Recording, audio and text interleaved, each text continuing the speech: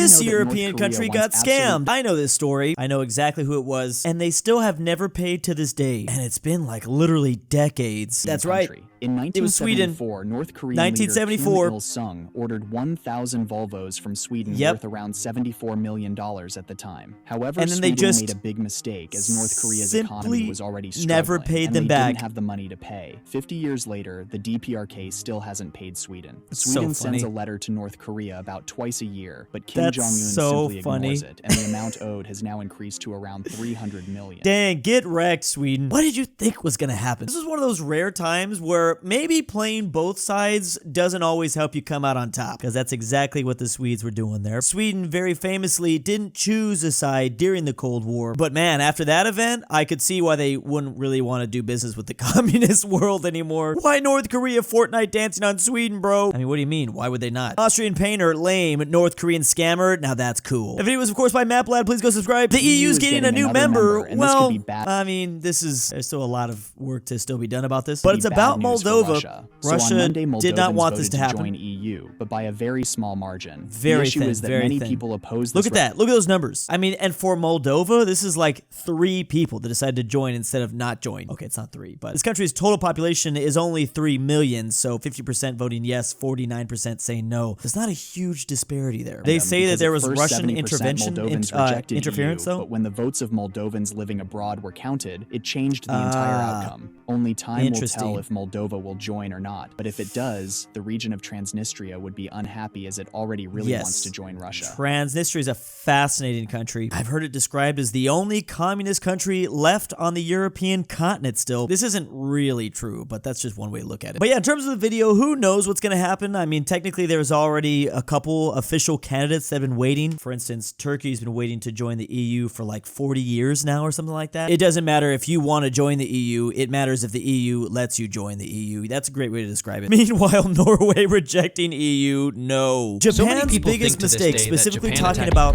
World War II, and they're saying that it was the attack on Pearl Harbor. I'm very curious how this video is going to go. But it was totally sensible, and here's how. So here's how Asians looked during World War II. Asians? The US and its allies. That's Asia, a lot of Asians at that time were technically Japanese, if you think about it, or at least under Japanese regime. US and its allies had imposed sanctions on Japan. Now Japan either could stop its expansions or forcefully grab resources from its surrounding regions. And Japan chose the second option. The Japanese attacked the Pearl Harbor first to stop US from interfering in their campaign, and started rapid attacks on the Philippines and European colonies to extract resources from them. This plan was actually a good one, but it just backfired on Japanese. Well, if it went as intended, it probably would have been a great idea. Originally, they thought they were going to be able to knock out the entire U.S. Pacific Fleet in just one hit. And though their surprise attack at Pearl Harbor was somewhat successful, sinking all these ships, they didn't get everything they wanted. Like, most importantly, none of the aircraft carriers were present at Pearl Harbor. So they basically had 2 options: inevitably go to war with the USA, or start the war themselves, hopefully knock out the entire U.S. Navy, and then not have to worry about us because we'd be stuck building, or basically rebuilding, all of our Navy. Also, this is an important factor. I don't think the Japanese fully expected the industrial might out of the USA, just to be able to build so much and so quickly. Very nice short there, Info Hub. World War I, World War II, and World War III edits. So we're showing some of the people that we were fighting in World War I. This is the Central Powers versus all the allies. Yeah, it still shocks me what the final World War I actually looked like. Like, when things were shaping up, I don't think they knew that it was going to be so one-sided. By they, I mean Austria-Hungary, Germany, Bulgaria, Turkey. I'm sure they were probably expecting Italy to join their side. But when it was all said and done, it's like, dang, what were y'all thinking? And next up, we've got World War II. Again, it's Germany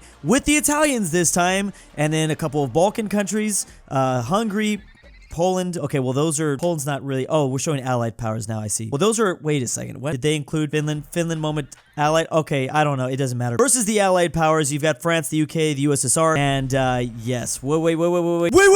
Okay, fine. That's fair. That's fair. You can't see Japan on the other side of the map. Finally, World War III, the Western powers. This is obviously not World War III. Wait, there hasn't been a World War. Wait, this is a lot of Thailand, South Sudan, versus Palestine, the Middle East, Iran, Iraq, Pakistan, China, Yemen, Western Sahara, North Korea, a lot of former Soviet states. And this goes, of course, Belarus and Russia. It's shaping up possibly, like, it seems like it'd be like that, but I don't know. Not some, I mean, some of those, no, but I mean, for it to even be a world war by definition, you at least need Russia and China on the same side against the West. And TBH, Russia and China sometimes don't get along very much. Just look at the Sino-Soviet split. They want to get along. They really try to get along. But I've always read Russia's paranoid that they will end up becoming a lesser partner in this military alliance. China will just end up dominating them because they've got so much more people and economic power. Very nice, Aichi Mapper. What if Atlantis came back?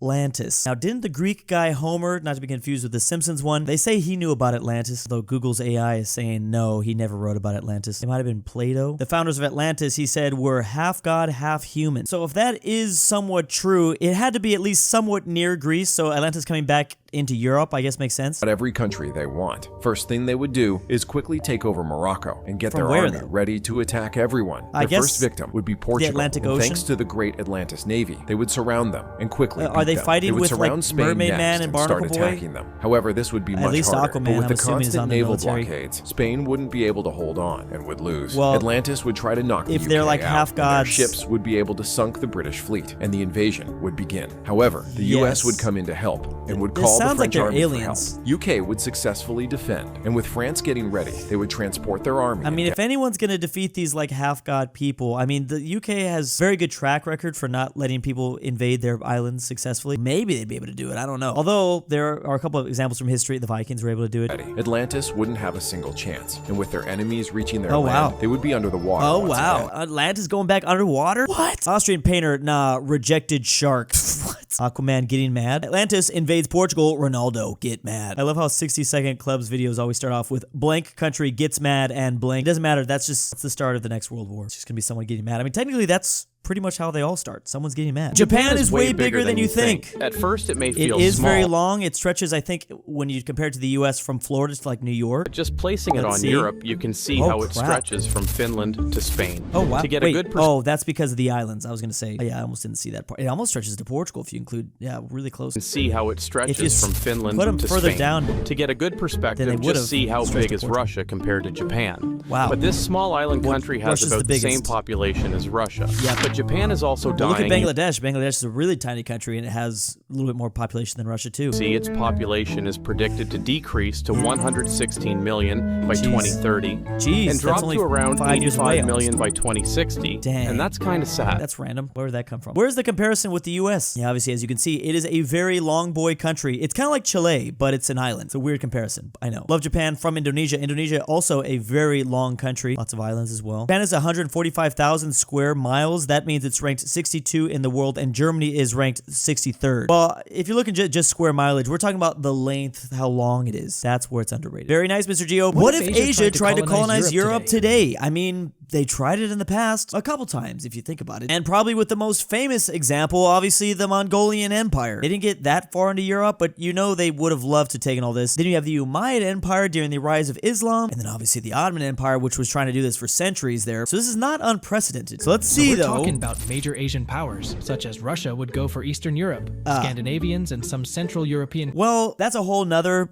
topic, whatever you want to say. Is Russia an Asian country? I mean, a majority of their territory is in Asia. However, a vast majority of their population is in the Europe continent. I think a lot of people would consider Russia a European nation. But regardless, Russia kind of already did this during the Cold War. Countries. China might go for Italy, Spain, Greece, and France. India might colonize UK and Ireland due to their colonial past, along with Portugal. Japan might target countries like Germany and Netherlands, while South Korea would go for Benelux region and also Scandinavia, while these smaller Asian countries would most probably form a union together. And this is how Europe might look after Asian colonization. This is a funny video because I don't get it. I don't get some of these. Why is Sweden divided into top and bottom? Why did Japan get Germany? They were previously friends during World War II. Yeah, I'm a little confused. Just Switzerland, still there. Oh, that is a good little catch. East Indian Company? Nah, how about the West England Company? Yeah, I figured they were going to be talking about that. Indians after getting revenge from UK. Interesting because we gave two examples of empires specifically from the Middle East that tried to conquer Europe, but no Middle Eastern countries were included in that video. Please go subscribe to all these channels. As always, big thanks to my patrons. Month